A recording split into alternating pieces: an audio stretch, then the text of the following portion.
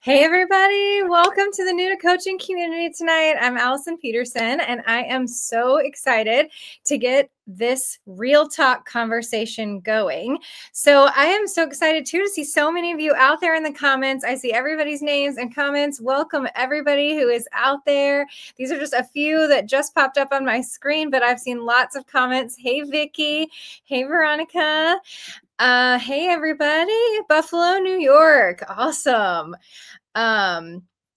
Literacy, numeracy coach. Awesome. So glad to have y'all out there tonight. I am thrilled. So welcome again to the New to Coaching community. If you are watching this on replay, drop us a hashtag replay and let us know so that we can still connect in the comments, even if you are watching on replay or if you need to swing back by and you can't stay the whole time. I would love for you to stay though, because tonight's topic is why you showed up. Why over 50 of you are on this live stream tonight is because the topic of burnout is real. And I know you're feeling it just as much as I am.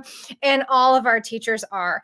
And so this is such an important topic. I really want us to take some time to come around it, to share what we're experiencing with it, what we're seeing teachers experience with burnout, and then what we are experiencing ourselves as coaches.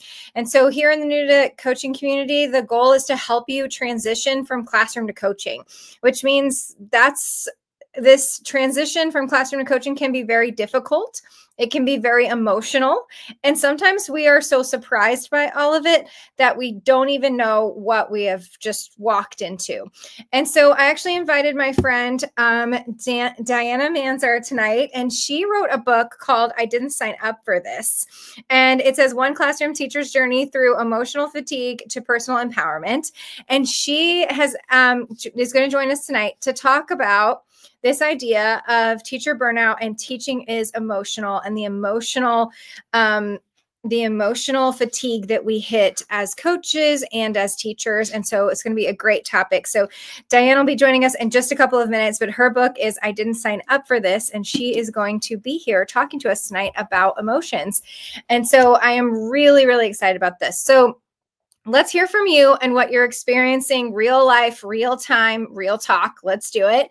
What are some of the emotions that you have been seeing from teachers lately?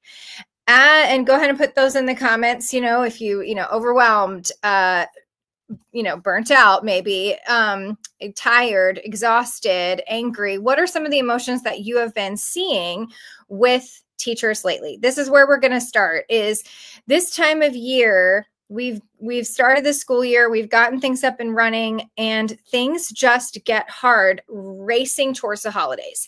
And there's a lot of reasons for that.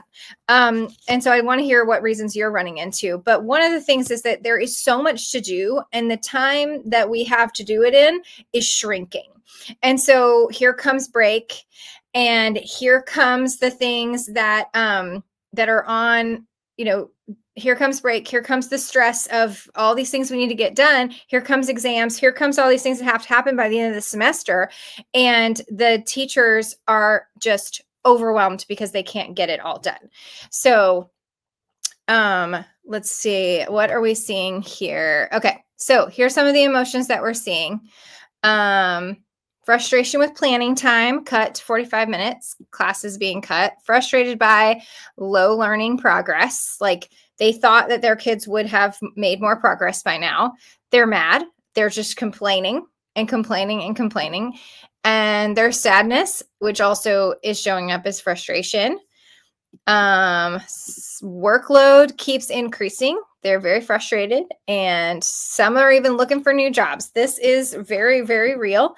Frustrated with everyone and everything, especially students, dead on the inside, projecting emotions. Like this is a real relevant topic, I think, for tonight already, just on a few of these.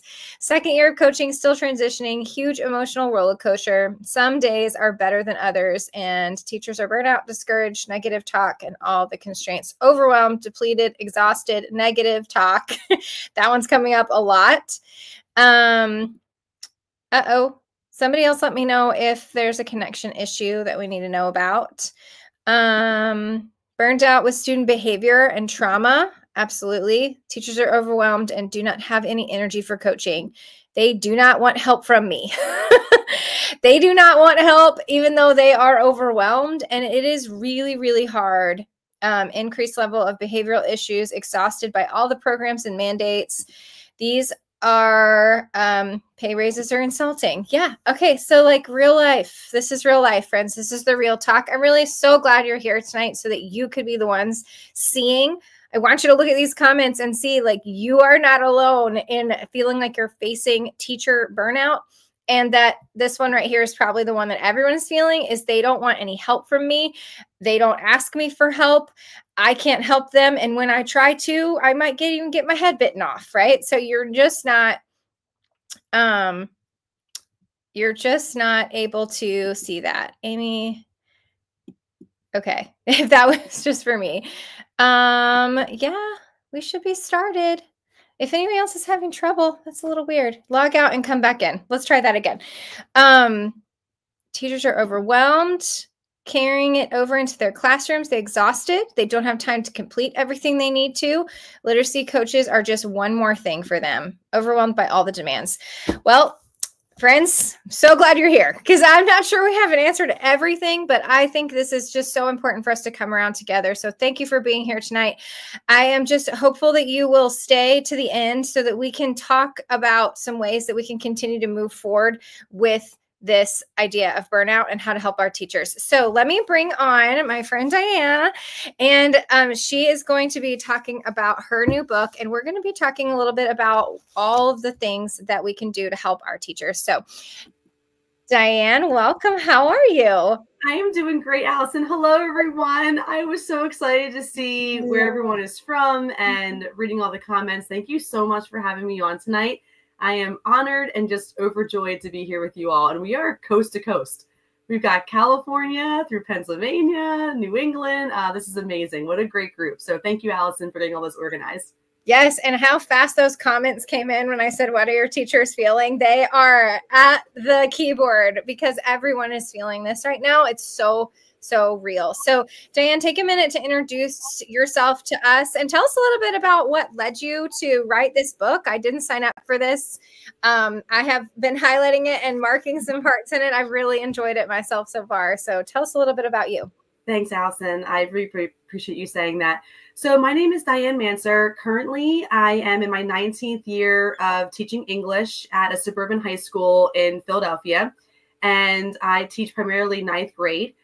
And what brought me to write this book was I was experiencing a lot of pressure points, trigger points, emotional overwhelm, feelings that I couldn't really shake as I would leave the school day. The day was kind of following me. I would be like making dinner at my kids' sports games, and I would be thinking about like this behavior that occurred in class, or this tough group of students that I had, or this class where I felt very powerless and overwhelmed and frustrated. I wasn't feeling very effective as a teacher. And then overall, it was bringing out a lot of negativity in myself. And I'm a very joyful person. I'm a very like enthusiastic and positive person. So these were all very new feelings for me. They were unsettling, and it was making me feel like I wasn't good enough. I was feeling very inferior. I was feeling kind of incapable. And I ended up seeking the help of a mental health professional. And when I was with this person, his name is Lou, and I reference Lou and my journey with Lou throughout the entire story of my book. But when I went to go see Lou, he was able to share with me that I was positioned to be in charge as the classroom teacher, but that I was continuing to give my power away, that I was situating myself to be powerless because I wasn't dealing with some of the situations or communicating, or I wasn't really like managing things the way that I could. I learned a lot from him. And what he suggested was I would come into the sessions and journal. So he would say, okay, between this week and next week, I want you to journal about examples where you have felt disempowered and examples where you have either felt empowered or you witnessed someone else being empowered. I want you to journal about those things and then bring them in next week. And we're going to talk about them.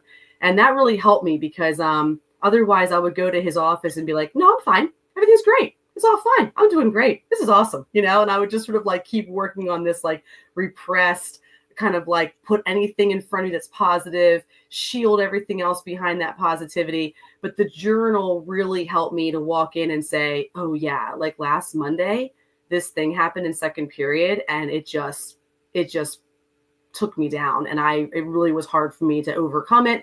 And I kind of held it all day, and I was able to talk to him with it. So that journal that I started with Lou has turned into this formal piece that Allison has and that I have here too. Sorry, called I Didn't Sign Up for This, which is really what I would be telling him. I didn't sign up for this. I signed up to teach. I wanted to help and give back and reward. And I'm getting hit with all this other stuff. And then it was my journey through that emotional fatigue to identifying ways of empowerment and trying to implement them in my life. And that's how I came about writing the book. Yeah. Wow. That is quite a journey. And you're still in the classroom now. You said high school? Yes. I'm in all ninth grade mostly. Mm-hmm. Yes. Okay. So as you are thinking about right now and what you have going on with your ninth graders and things that you've been facing, what are some of the feelings and emotions that you're even having right now, or that you're seeing with other teachers who are around you? You know, these are what coaches are seeing. What are you seeing from the teacher perspective right now? Yeah, thank you for asking. And I was reading the comments as you were doing that introduction, and everything that our instructional coaches are writing in the comments. This is a shared experience with teachers too. And I think the one that really hurts my heart the most for instructional coaches is teachers have this feeling of like overwhelm, like all of this is on our shoulders. But then we have a whole team of people who are resources, who are able to step in, help, offer assistance, do some substantial lesson planning, data analysis, whatever it may be. And we feel like that's one more thing added on. But everything that everyone is writing is how I think teachers would explain it too. The high level of frustration, overwhelm, not enough hours in the day, a 45-minute planning period, feeling like I didn't get anything done. You know, what was that? Or I got one email written to a parent and then it was gone. All those feelings. Yeah, no, I mean, I think that time is a huge factor in what we're talking about, like time to think, reflect, and plan, and that we aren't, you know, teachers aren't given that during their day, or at least enough.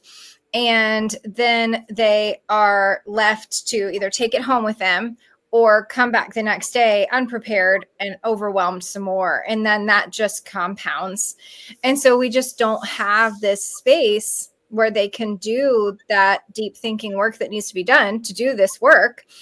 And then when coaches come in and they try and offer help with that, it's all they can still do is work with them during their planning, maybe after school. Like, we can't win more time for teachers, and they need that. And so what are some of the things when you were writing the book that really kind of gave you some concrete ways to kind of help teachers with some of this burnout that they're facing, or some of the emotions that they've seen? Just what are some of the ways that you've been able to discover from your writing your book? Yeah, the first thing that happened for me was identifying where some of that root pain was coming from, some of those triggers were coming from. And it was things that like maybe I had experienced in my personal life, but I didn't identify that our personal life will transfer into our professional life, like especially as teachers or instructional coaches, you know, where we're working with people. It's a relational job. It's not a transactional job. Like even for, you know, instructional coaches to be giving of their expertise and time into the classroom, like they're part of a community. They're not just there to like, oh, I came in, did that lesson, and now I'm moving on. It's like you're building all these relationships. You're trying to make the systems around you so much more improved and better. So for me, it was identifying like, these are some of the personal issues that I work with in my life that have also found their way in my professional life, but I didn't realize that was going to happen. So I remember telling Lou, like, you don't understand. I'm working with 14-year-olds. How could kids make me feel bad? How could kids kind of upend me or make me feel stressed at the end of the day? And his response to me was always the same. He was like, you know, you're fighting with reality. This is the reality that's in front of you. And then he would say things to me like, you know, it doesn't matter how old the people are, or if they're strangers, or if you know them well, if they're your neighbor down the street, if they're your family, like there's something this person is doing or this group that is doing that's sending a trigger through you, and you are not reacting appropriately. Like your emotions are kind of in the front seat, and you need to sort of put those emotions in the back seat, reclaim your power as an adult, and then drive that system. So for me, and this will be very different for everyone, but for me, if I was experiencing, let's say, student disrespect, I would ask students to stop talking while I was talking, please don't speak while I'm speaking. And they kept doing it. It would flare up for me this feeling of like, I'm disapproved of, or I'm not good enough, or I'm a doormat, or they disrespect me, they don't respect me, and it would create all these negative feelings and this negative narrative. And that would be where my focus was. And I would kind of not be able to regain that control, or I wouldn't be able to kind of stop that behavior. This is one example, because I would feel very powerless over it. I would feel like, well, if they're playing games while I'm talking, or they're on their phones while I'm teaching, like, what can I really do? If I get them in trouble, they're not going to respond well. If I tell them to stop, they may or they may not. They might just keep doing it 10 minutes later. Like, it kind of sets you up into this almost lose-lose feeling. And that's where I sat. That's where I stayed. And that was the issue. I didn't recognize it to be so personal. I didn't recognize it to be like, this is affecting me. I was more seeing it as, this is just stuff happening in school. So the first thing that helped me was identifying exactly where's that pain point, where's that issue. I think sometimes you can trace it back to some other reason why you have it. And I think sometimes it's just useful to be like, okay, that's what this is. What do I do now to improve upon that? Like when I'm reading the comments from your teachers and I'm reading things like they don't want help from me, like that would really hurt me, or if there was some like, I don't know, grade level team building event and they didn't include you in it, like that would really upset me. I would feel like I was left out, or I was disrespected, or I wasn't included or thought of, like they don't want my help. I'm not, like, why wouldn't they want my help? I have all this stuff to offer. So those would be some things that, as I'm reading the comments, would hit this trigger for me. And then I would have to work through in order to pull out of that overwhelm and that emotional stress.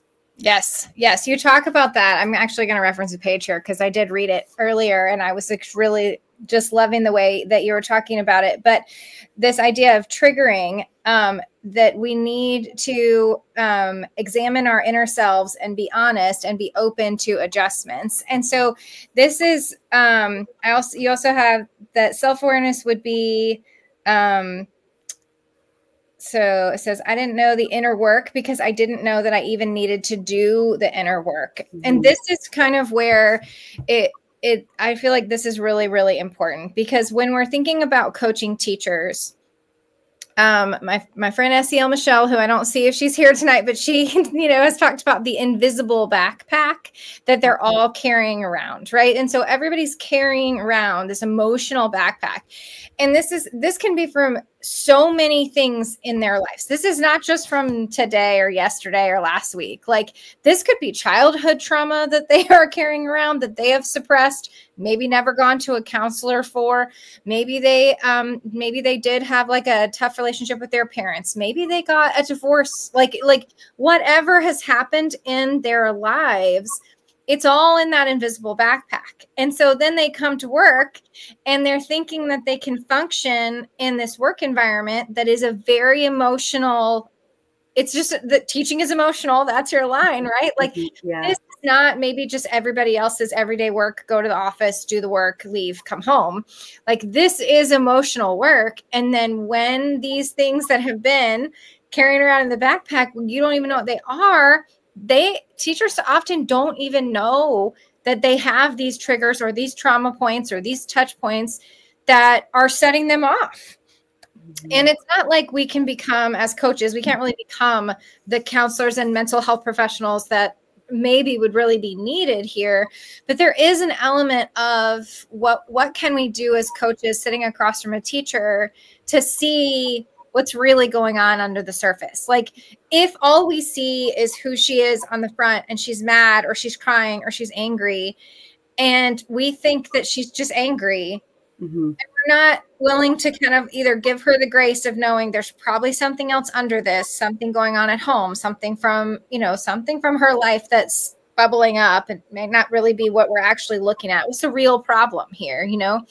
Doing some of that digging, but just understanding that often what is coming out is something that is actually from way down deep, like in the deepness of the heart, right? So, but the thing that I really loved about this part of the book was that you were saying, like, I didn't even know I needed to do this inner work. Most of the time, teachers don't know that they have this emotional baggage that they're carrying around, and that they need to do that work. And for you to be the coach who is maybe partnering with them and at least asking questions or concerned about the whole teacher, those are the things that can help maybe at least break through a little bit of some of that to help the teacher see, like, maybe there's something more going on here. So I don't know if you've seen a little bit of that with maybe just encountering other friends or other teachers, and how you've seen, like, I just had this conversation and there's a lot more going on here than I thought. So yeah, I have something in the book earlier in a chapter, and it was something that I learned in a professional development in service session years ago about behavior being communication. Allison, have you ever heard that before, or are you familiar with that word? Yeah. Yeah, so it dates back to like the 1970s, and you have psychologists at that time who are coming up with new psychological theory, and they kind of come out with this phrase of behaviors communication. And when I heard that, I was like, oh my God, like it just sort of helped for me to almost put like a little bit of a distance between me and what I was experiencing in student behaviors in my classroom. Like for me, the emotional stress most of the time, like 90 to 100% of the time, comes from student behaviors like resistance or lack of motivation, or real difficulty trying to get them to have stronger skills, taking a lot of time with few students to get them moved ahead. And then you feel like you kind of have lost your way with other students. And I know that instructional coaches understand all of that. But for me, that's where most of the stress comes from. I'm very lucky. I don't have like high admin stress. I don't have high colleague stress, but for me, the stress typically comes from students. And those are the people that I'm really working the hardest for when it really comes down to it, When I learned about this behaviors communication, what I decided talking about for myself and for Lou was like, that goes back to us too. So our behavior is communication. So if we're feeling agitated or unsettled by something, or we're feeling like, man, that would really hurt my feelings, that really bothered me, or I can't seem to get through to this group of teachers, or I can't seem to have them allow me in. Like, what does that elicit in us? And what is that behavior communicating to us? I think the behaviors communication matters to us too. And to all of us on this group chat. And I also feel like, when I started my teaching career, there was so much that was handed to us about how to teach, what to teach, how to teach it, why are you teaching it? There weren't any conversations about how it would feel like. There were no conversations about what it feels like. And I think we don't talk about the emotions involved in our work as much because there's so much to do to get that lesson plan on a Monday morning. Yeah. Yeah, no, I think it's so true. I think one of the things that is hard is that from the teacher role, she is trying to achieve all of these things that everyone wants her to do. Her admin wants her to do, her coach wants her to do, her peers want her to do. And so she's trying to achieve all of these things. And she is feeling so much pressure. And then as a coach, we're being told to do things.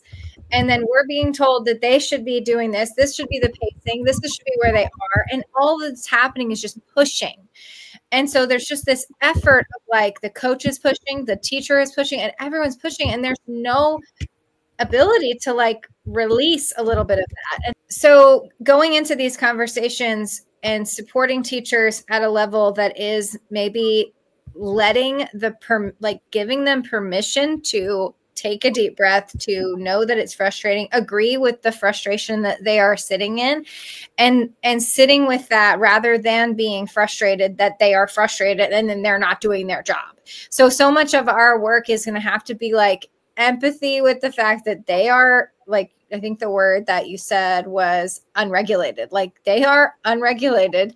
They might not really be able to function at the level that they should be able to function right now. And the worst thing I can do is keep pushing, because that's just going to lead to the snowball of some kind of a blow up coming our way, right? So just really being mindful and aware of what is going on, and then stepping into relationship knowing that there's more going on under the surface. So, hey, Teresa, it's great to see you.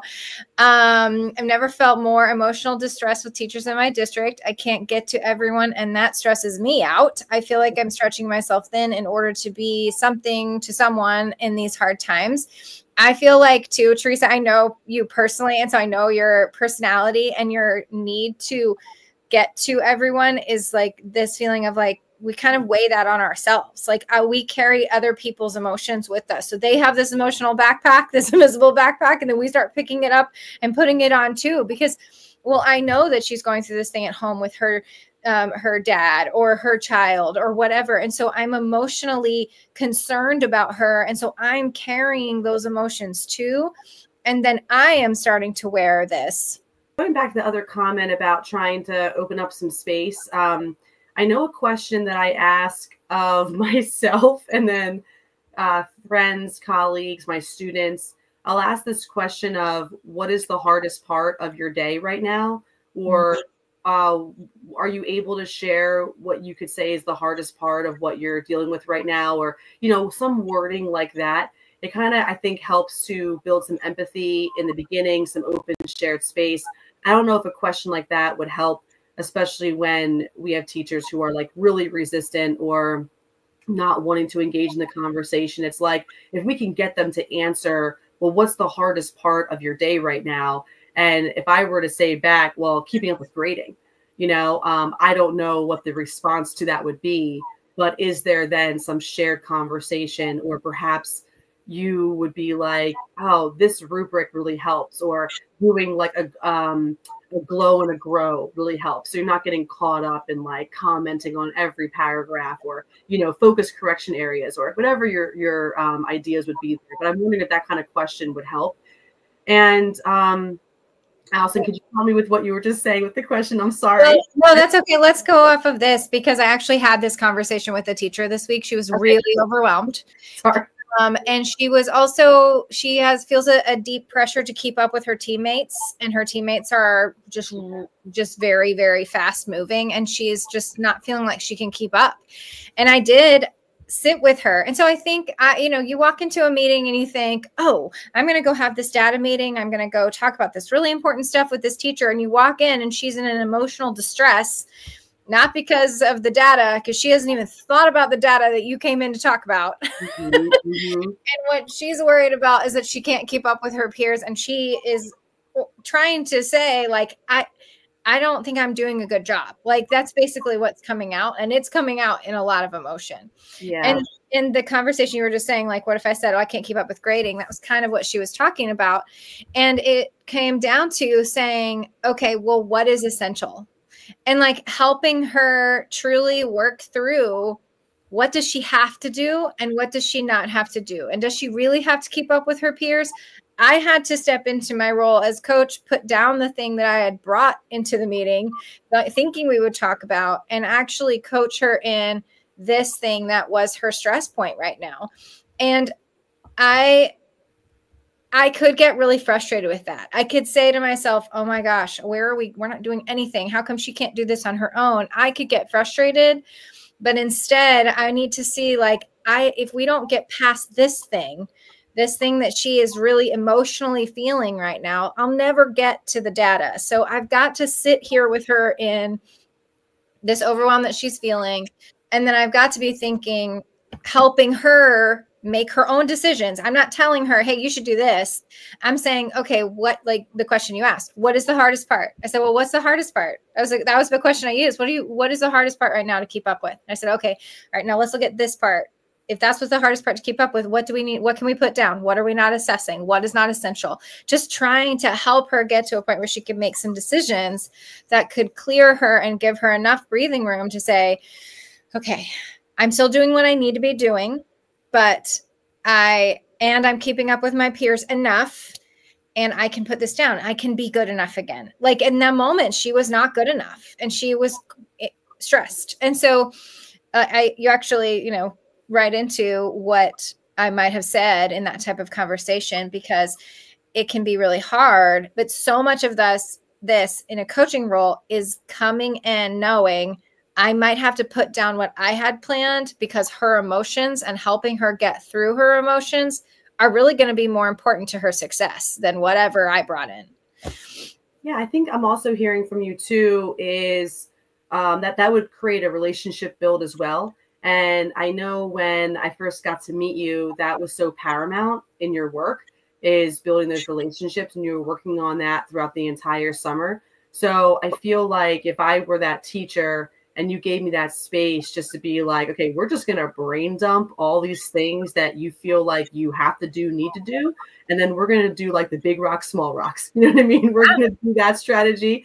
And I would feel like, whew, okay, someone saw me, validated me, heard me, especially for our year 1 to 5 teachers. They could be doing multiple contents and kind of spread really thin, and how, one more thing to do is just, they kind of just need that space just to kind of like vent and then have someone work that relationship back with them. But yeah, I think about like for you, Allison, for all of our teammates here, like what do the best coaches bring and offer? Do they bring like, hey, in with that person you just referenced and shared about, like you had to rebuild her confidence. Like she was in a low confidence spot and you stepped in and you were like, hey, we're in this together. I'm going to rebuild your confidence. You're just living in a story that you're making up. You're doing, and like you rebuild her confidence, which made her go home probably feeling lighter. And it's probably going to make her show up tomorrow feeling better. And then I don't know, maybe in a week or two, you can get that data to her now. A little slower timeline, but you'll still get it to her because she's like, okay, I trust you. You built my confidence. It got me through the rest of the week. And now I feel a lot better. I think good coaches, they connect, they reassure, and they push us when we don't want to push ourselves. Yeah. Well, and it is about, it's a pushing, but knowing what they need. Like, just like we want to meet the students where they are, it's about meeting the teacher where she is, even if she is in a low place and she is discouraged. Like, even if they're saying my kids can't. I mean, everyone hates to hear my kids can't. Yeah. But like, if she's in that place, I've got to sit across from her and say, okay, you say your kids can't. Let's look at this together. And I know they refuse support. So I know it's even idyllic to say, let's look at this together. Let me come to your room. But I have to believe her for what she says. Like, I know I don't internally agree that her kids can't, but there could be something that is true about what she's saying. And I've got to believe her in that rather than writing her off and saying like, oh my God, will she just stop? Because something about the situation is true to her. Whether it's true to me doesn't really matter. It's true to her. And that means that I've got to go and try to say, okay, well, let me come and see how your kids can't. Let me spend time in your classroom. Let me watch what they're doing. Let me see the assessments. Like, can we look at it together? I can't tell that they can't until you show me. So show me what that looks like for you. So like, there's just ways where.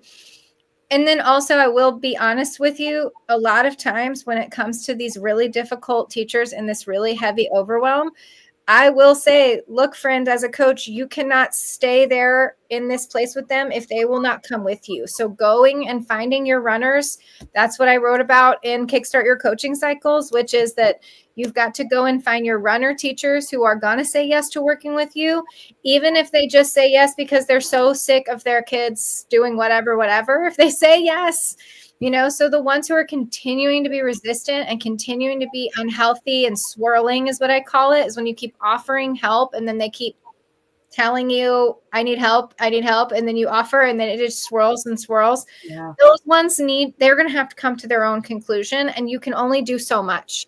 So who is willing? Who is ready to say yes? Who can you help? Who can you sit across from and encourage? and help them with like the story they're telling themselves.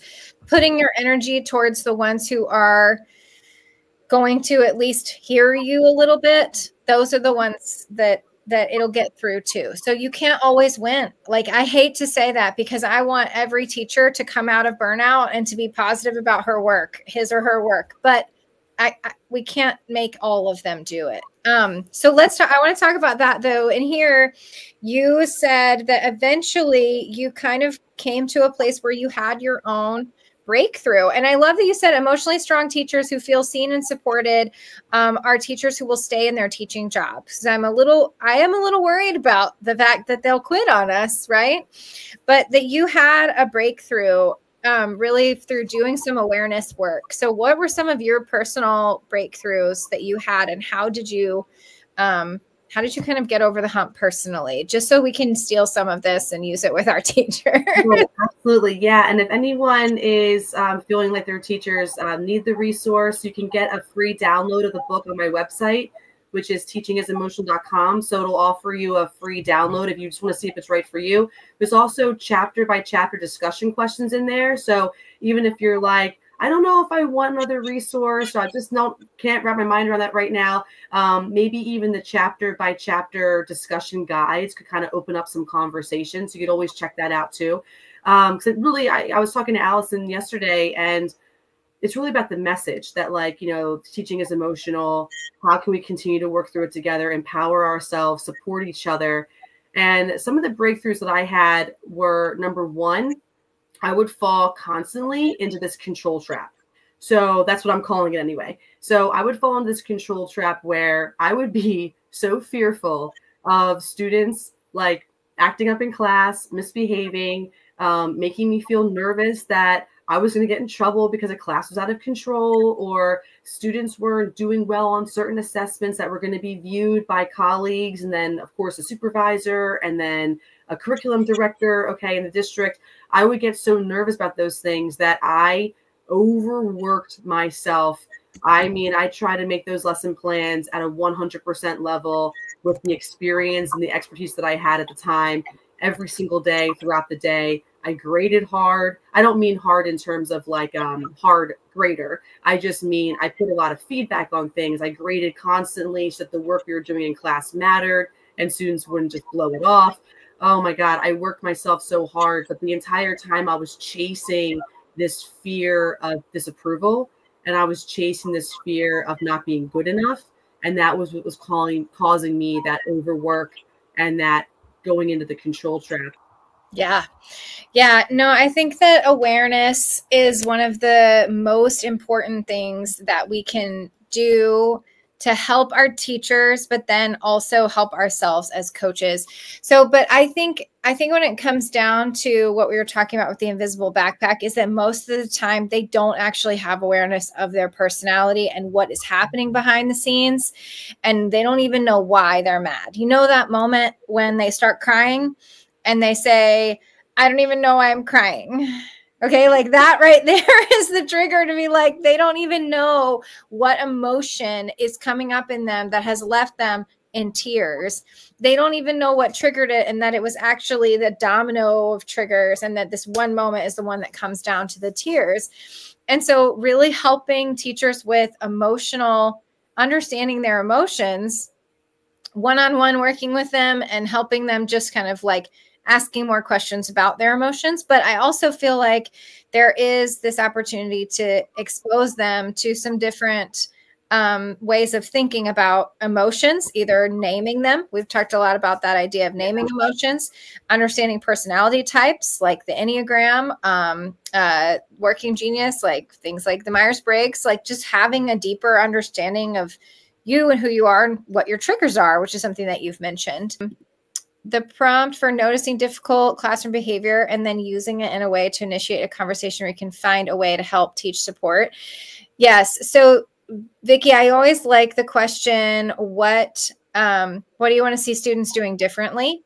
Because when they are complaining that kids are not doing things well, or they're too low, they're too lazy, they're whatever. Yeah.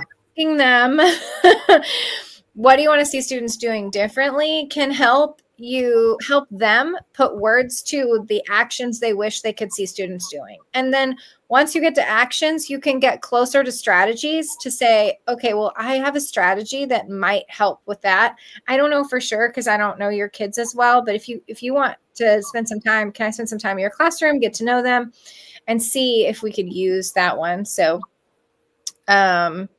and then Linda said, yes, there are teachers that want support. As hard as it is, I'm going to go to the runners. I've been going to the runners. And it is hard. It feels like you're leaving someone behind, like drowning on the Titanic. Like you're like, they won't get off the ship. Like you can't always help them.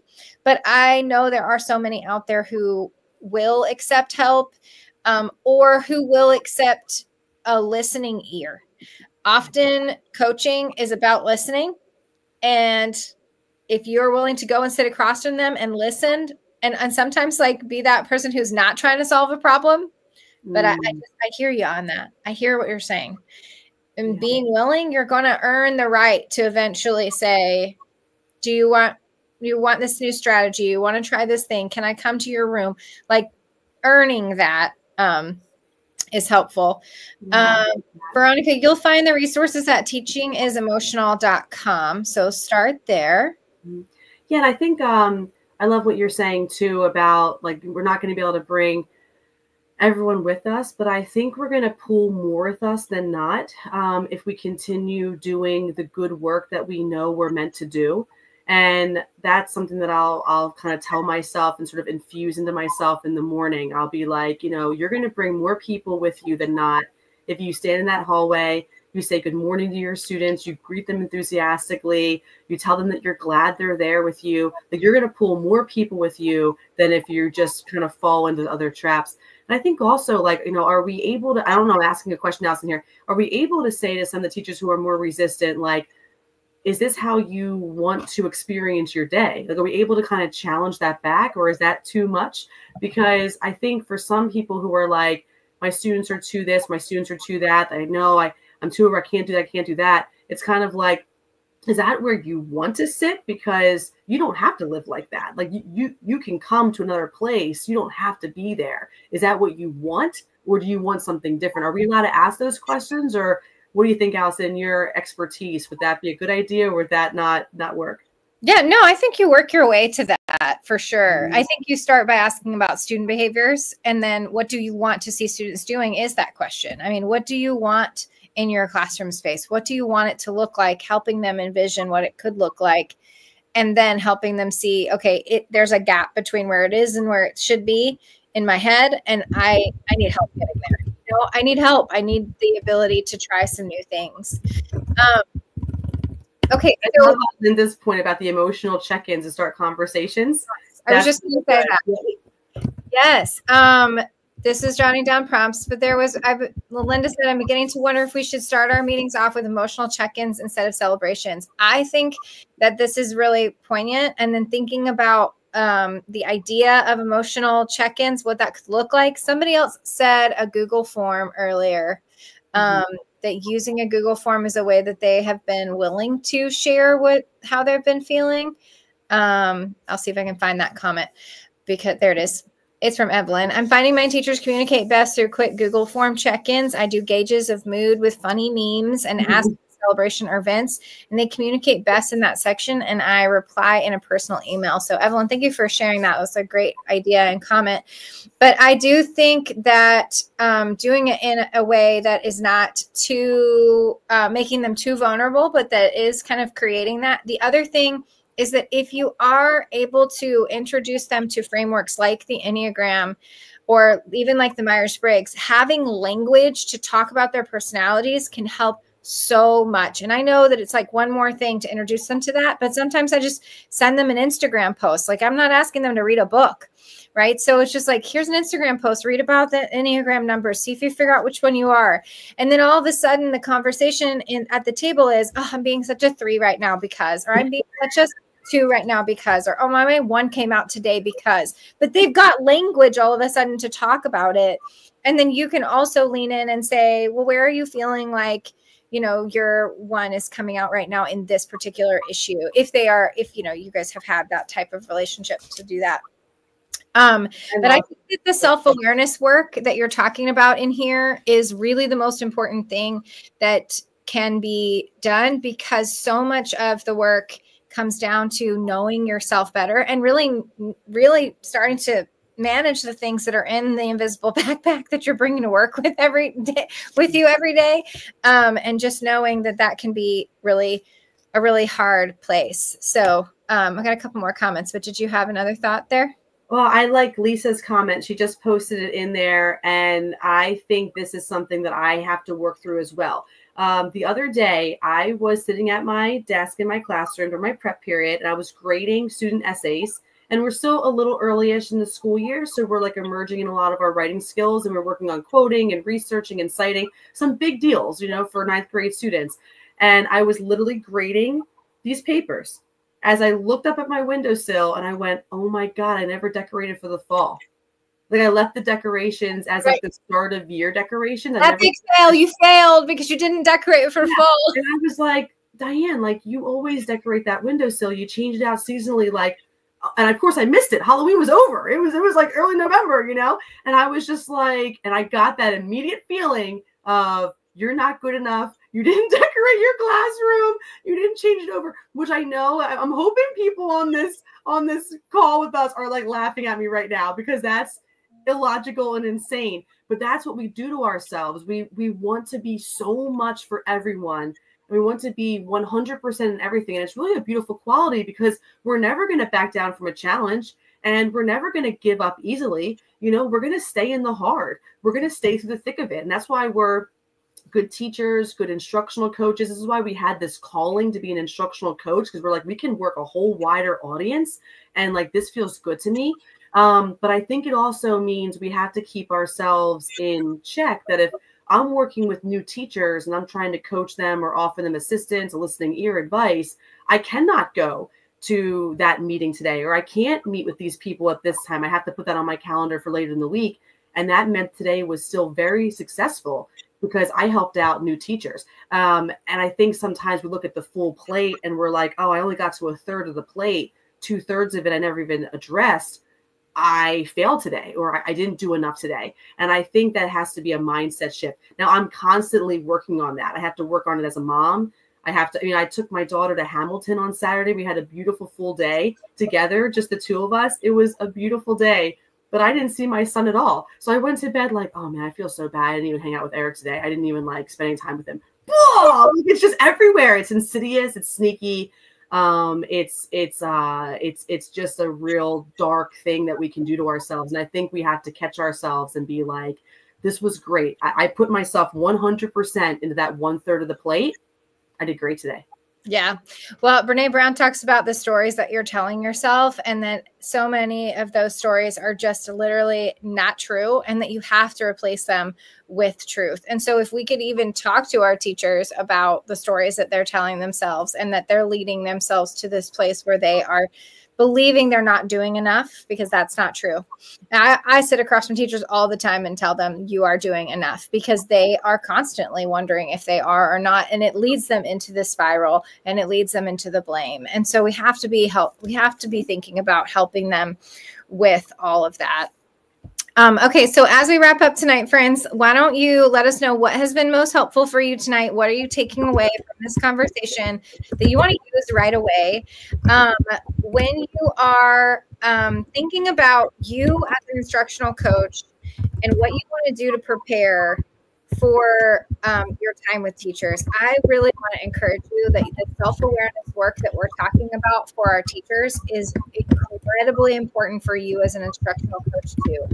I have, over the past 4 years, as I've had my breakthrough circle, which is my inner circle community, which is my mastermind community, and my new my coaching program for new coaches, we have done the work around the Enneagram and and looked into that personally as coaches. And we usually do it right now between like November and December, because this is a time when coaching slows down.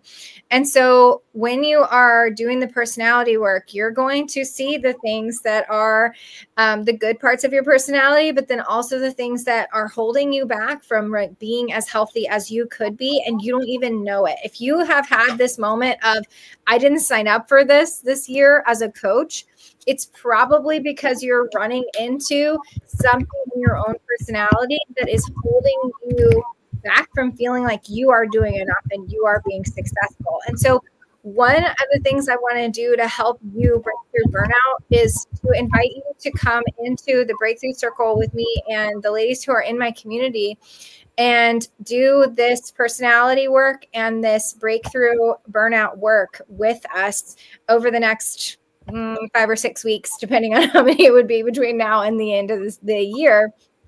And the Breakthrough Circle is a much, smaller community in that we are really close. We are talking daily on Marco Polo. We have sessions that I'm going to be doing that are live sessions about that are like Zoom call sessions. So we're all talking about this burnout topic. And it's really going to start with talking about the 4 different types of fatigue that you might be facing. So you could be facing mental fatigue, spiritual fatigue, physical fatigue, or emotional fatigue. And if you are hitting those 4, you might not even know where the source of those things are coming from. And so you might be hitting this wall of feeling like, I didn't sign up for this job. I'm ready to quit, and it's November. And if you are feeling that way, that is something that you really can break through, especially the burnout. And if you are interested in coming into the Breakthrough Circle, I have a lot of information that I can send you. But if you'll just drop me the word breakthrough in the comments and let me know that you might be interested in learning a little bit more about what we're doing in the Breakthrough Circle. We have sessions that will be diving into personality and Enneagram. We have the Working Genius, which you may or may not know, but there's there's several different types of Working Genius, and you might be working in your working frustration, and that could be why you're really frustrated. So there's some personality typing that we do, and then we're going to dive into the burnout topic by thinking about the different types of tired that you might be facing.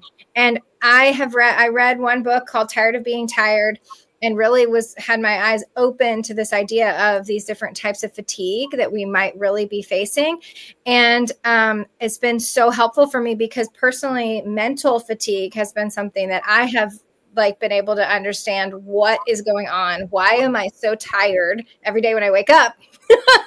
It's because of the mental fatigue that is, just everything that is going on in my brain, and that I can't seem to find rest because I'm never letting my brain rest. And just something so simple as that. But these are things that invisible backpack, we don't even realize we're carrying them. So I thank you for those of you who wrote breakthrough in the comments. I will follow up with you one-on-one in an email or a DM. So keep an eye out for that. Tell you a little bit more about what this is going to look like.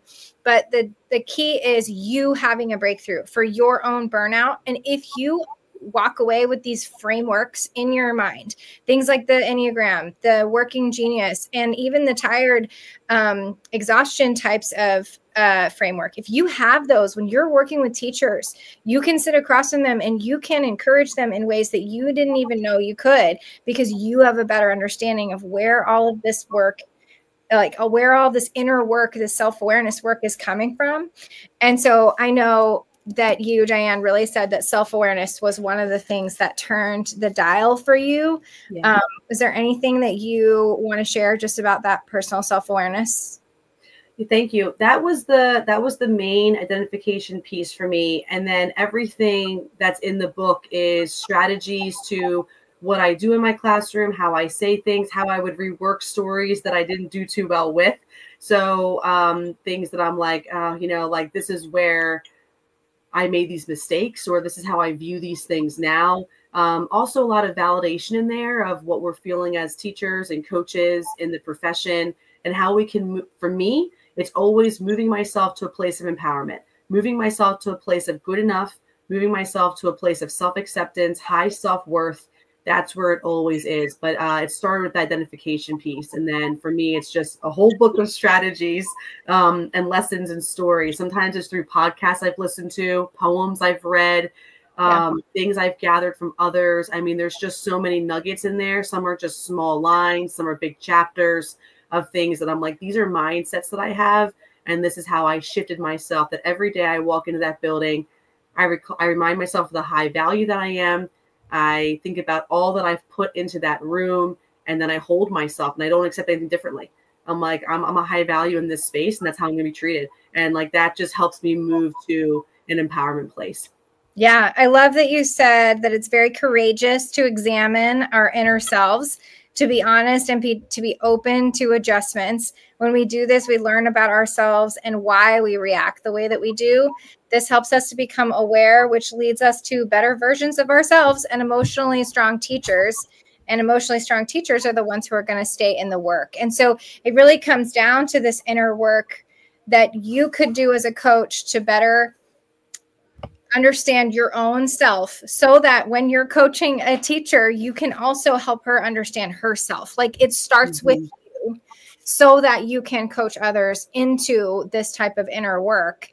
And it seems like something that, I don't know, maybe seems like extra, or you're already so tired. How can I do this deep inner work? I don't have time for that. Right. But it is the thing that will change your perspective of the people in front of you and of yourself, and will help you to not feel as overwhelmed, because I know because I know my Enneagram type exactly when I'm going to hit my trigger, because I didn't see it coming now. And so these are things that have equipped me to preemptively catch myself from like becoming unhealthy, but and get out of some unhealthy behaviors, which you're always unraveling yourself from, right? Yeah, thank you. So, Allison, would you mind if I shared about my Facebook group in the chat? If anyone wants to join it? Okay, yes. Thank you. I'll put it in the chat, everyone, if you want to. I would love to keep the conversation going. I have a Facebook group that's called Teaching is Emotional, if you're on Facebook. And I also have my email there, too, if you want to keep the conversation going. I would love to stay connected with you.